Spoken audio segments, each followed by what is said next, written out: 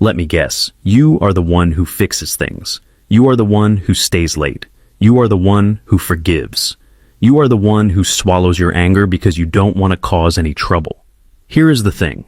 You have spent your entire life operating on a single, silent belief that, if I am good to the world will be good to me. You thought fairness was a contract. You thought that if you followed the rules, did the work, stayed silent, and treated people kindly, you would be rewarded. But here's the truth nobody will tell you. The people getting ahead aren't the ones following the rules. They are the ones bending and breaking them. The people getting the respect aren't the ones being nice. They are the ones being difficult. And here's the harsh truth. You have watched loud, incompetent people get the promotion you deserved. You have watched selfish friends take your energy and give nothing back. You have watched the system chew you up and spit you out. And you are left wondering what you did wrong. You didn't do anything wrong. You just misunderstood the game. You are playing a civilized game in a savage world. And I want you to understand this. The system isn't broken. It is working exactly as it was designed. It is designed to find people like you, people with high empathy and low boundaries, and extract everything you have until there is nothing left. If you're tired of being the good person who gets betrayed by the very people you trusted, then listen carefully to what I'm about to share. And if this is already resonating, hit the like button. It helps this message reach others who need to hear it too. We are going to talk about why you were programmed to be prey, and how you can finally stop feeding a system that wants to eat you alive. Part 1. The Invisible Contract. Let's talk about the lie you were sold. It started when you were a child. Think back. Maybe you grew up in a strict home. Maybe you were raised in a religious household. Maybe you just had parents who wanted you to be polite. They drilled a code into your head that said, share what you have. Wait for your turn. Be kind to people. Don't cause trouble. They told you that being good meant being compliant. They told you that if you kept your head down and worked hard, the universe would notice you and protect you. You took that lesson and you locked it deep in your heart. You signed a contract with the universe. The contract said, I will be fair, I will be patient, and I will be understanding. In exchange, I will be safe.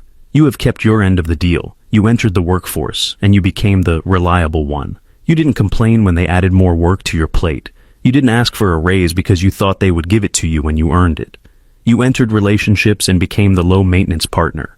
You suppressed your needs because you didn't want to be a burden. You accepted apologies from people who never changed their behavior. You gave everything, hoping they'd finally see your worth. And still, you were left with a broken heart.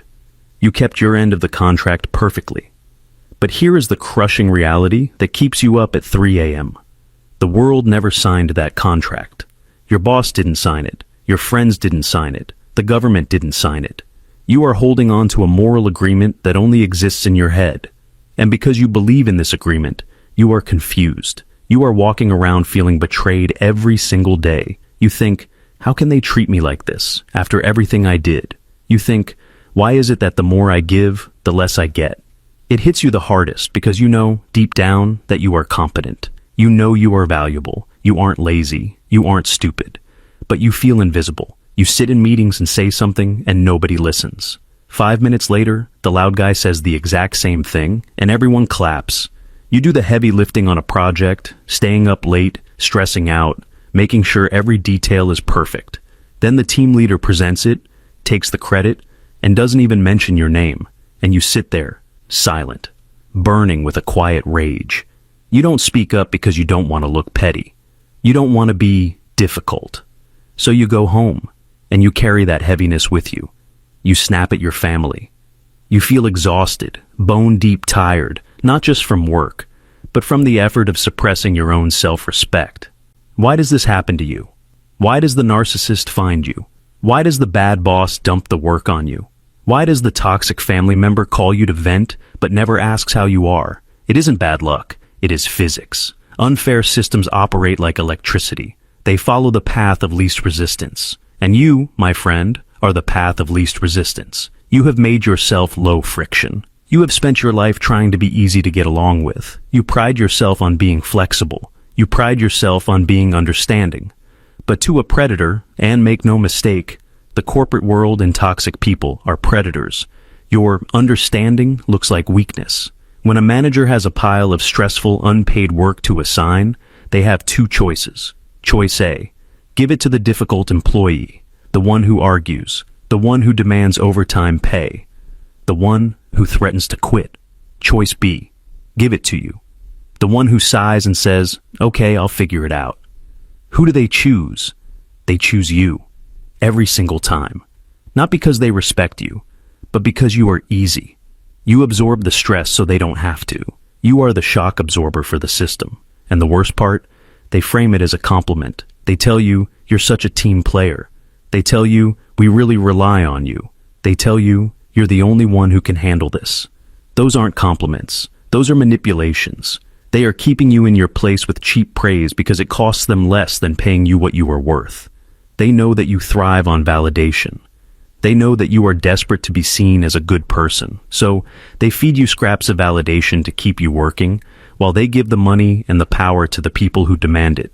You are being paid in good boy or good girl points, but you can't pay your rent with those. You can't retire on those, and you certainly can't build self-esteem on those. Now, we need to talk about your heart, because your heart is the reason you are trapped. You are highly empathetic. You feel things deeply. When you see someone struggling, your instinct is to help. When someone tells you a sad story, you want to fix it. This is a beautiful trait, but in an unfair system, it is a back door that you left unlocked. Manipulators, whether they are romantic partners, family members, or bosses, know how to weaponize your empathy against you. How many times have you tried to set a boundary, only to have it dismantled by a sad story? You finally work up the courage to say, "I can't lend you money anymore," and they don't respect it. Instead, they say, "I can't believe you do this to me. After all I've been through, I have nobody else." And what happens? Your stomach drops. You feel guilty. You feel like a monster. Am I being selfish? You ask yourself. Maybe I should just help one last time. So you give in.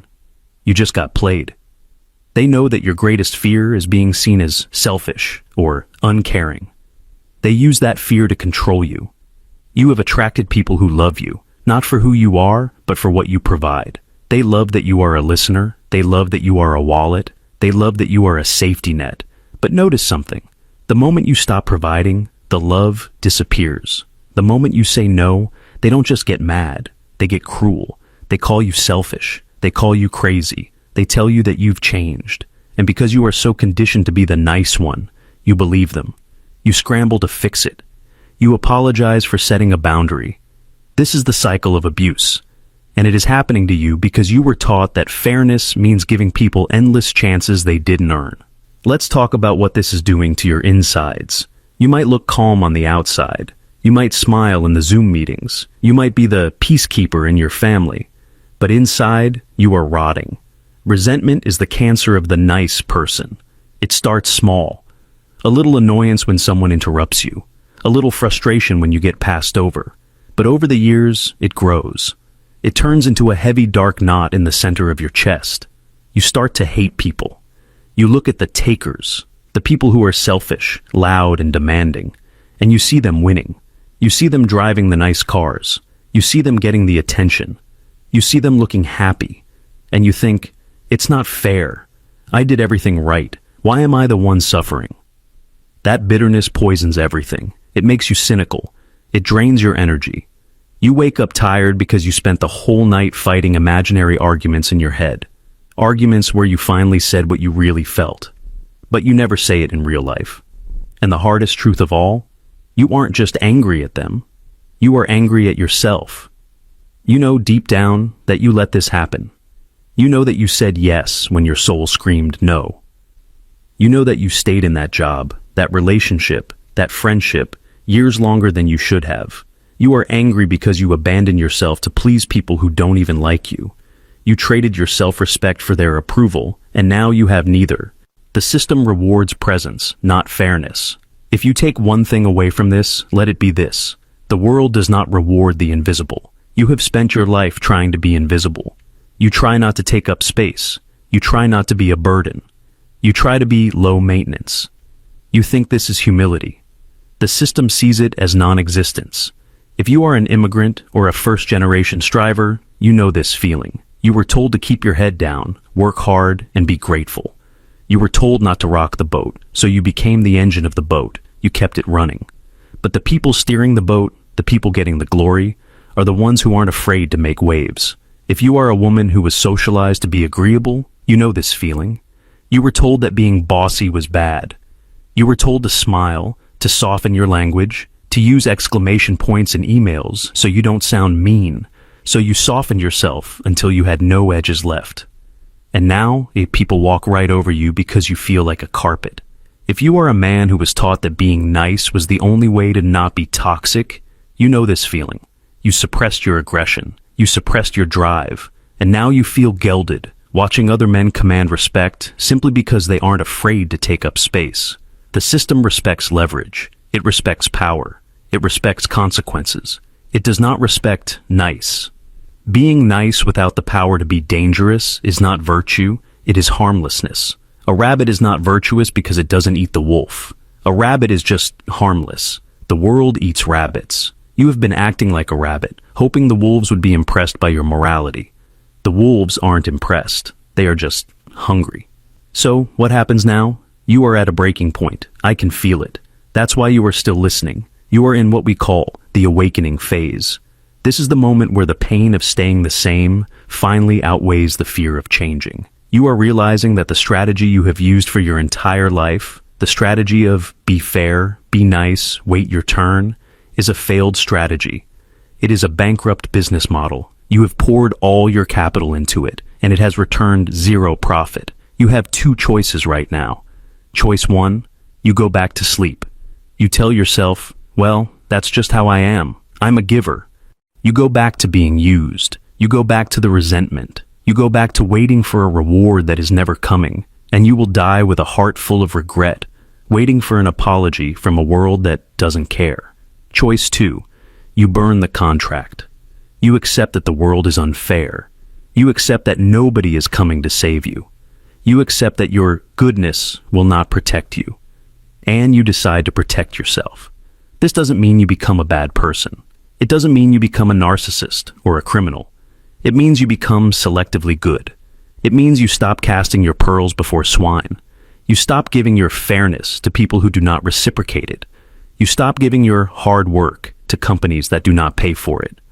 You stop giving your loyalty to people who do not earn it. You start treating your energy like money. You don't throw your money out the window, do you? So why are you throwing your soul out the window? Here is your new operating system. 1. Stop explaining yourself. The next time you say no, stop there. Don't add an excuse. Don't apologize. No, I can't do that. No, that doesn't work for me. The silence that follows will be uncomfortable. Let it be uncomfortable. That discomfort is the sound of your power growing. 2. Become transactional with takers. Identify the people in your life who are takers, the ones who drain you. Stop feeding them. If they want your time, what are they giving in return? If the answer is nothing, then the access is denied. You will lose friends, you will lose favor. Good. Let the dead leaves fall off the tree so the new ones can grow. 3. Reward respect, punish disrespect. You have been doing the opposite. You have been rewarding disrespect with patience. When someone crosses a boundary, there must be a consequence. You withdraw your attention. You withdraw your labor. You leave the room. You teach people how to treat you. If you tolerate disrespect, you are teaching them to disrespect you. 4. Accept that you will be called the villain. This is the hardest part. When you stop being a doormat, people will not say, good for you. They will say, you're being difficult. You're being selfish. You're acting like a jerk. They are saying this because they are losing control over you. Their anger is proof that you are finally standing up. Wear their anger like a badge of honor. You have a lot of years left to live. Do you want to spend them as a secondary character in someone else's movie? Do you want to spend them as the fuel for someone else's success? Or do you want to finally own your life? The trap of being fair in an unfair system is thinking that your sacrifice matters. It doesn't. Your sacrifice is just a convenience for someone else. Stop setting yourself on fire to keep other people warm. It is time to take your fairness, your kindness, and your empathy and put them behind a wall with a gate, and you keep the key. Only the people who respect the wall get to come inside. Everyone else, They stay out in the cold. This is not cruelty. This is self-preservation. If you have felt every word of this video, if you felt that knot in your chest loosen just a little bit, because finally someone said it, then I want you to do one thing. Go to the comments and write, "I am done waiting." It's a small step, but it's a promise to yourself. You have been fair long enough. Now, it's time to be free. I'll see you in the next one.